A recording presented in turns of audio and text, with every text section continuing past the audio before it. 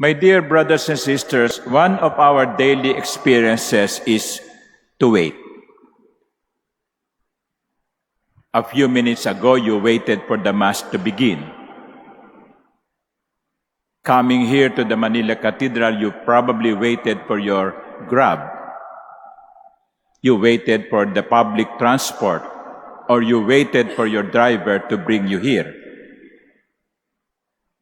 That is part of our life, waiting.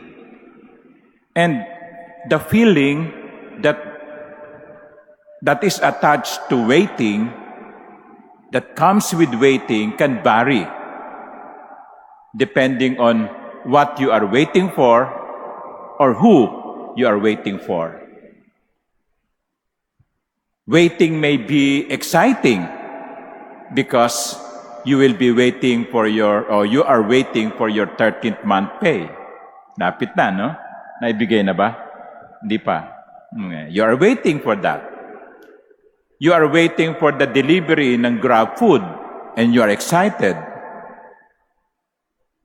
Or waiting can be anxious waiting. Like, for example, you are waiting for the result of your board exam.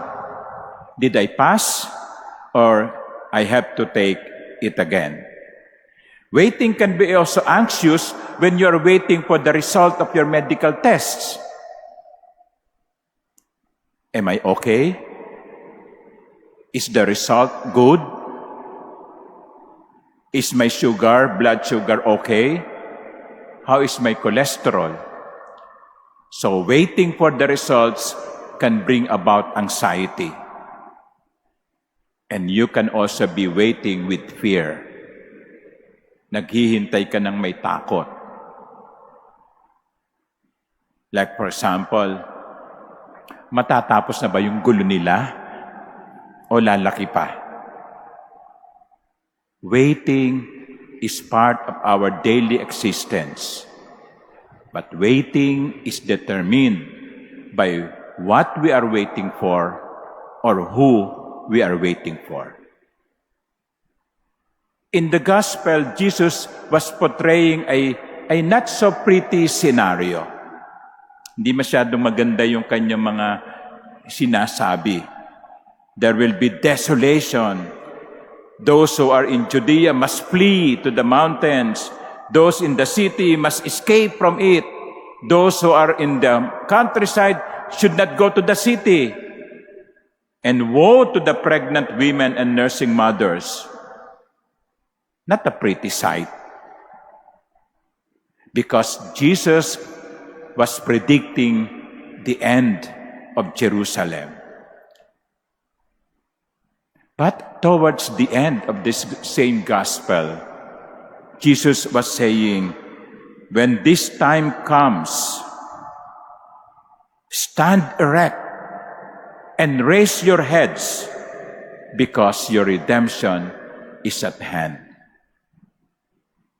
We are waiting for the coming, not only of destruction, but of redemption after the destruction. Kaya yung sinasabi ko, yung hinihintay natin, anuman o sinuman ang magsasabi kung ang ating nararamdaman ay takot o kaligayahan. Kung alam mo yung asawa mo na 3 taon na nagtrabaho sa ibang bansa ay uuwi, excited ka. Kaya sino ba yung darating? Sino ba yung hinihintay natin?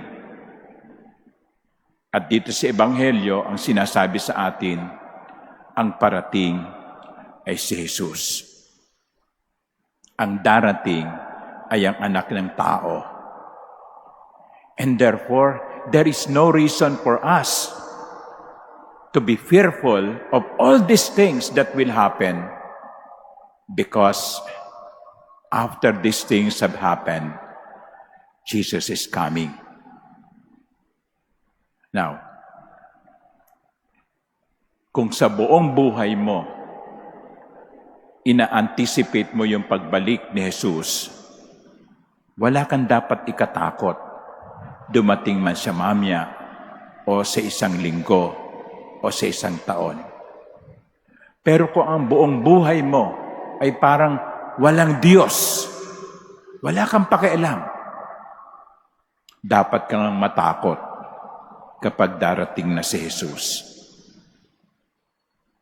My dear brothers and sisters, who are we waiting for? Are we waiting for our Savior, Jesus? If we are waiting for Jesus, then we have nothing to fear. We have no reason to be anxious because Jesus is coming to bring us to heaven.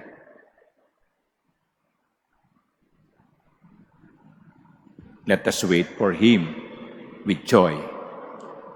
Let us wait for Him with anxiety, with excitement.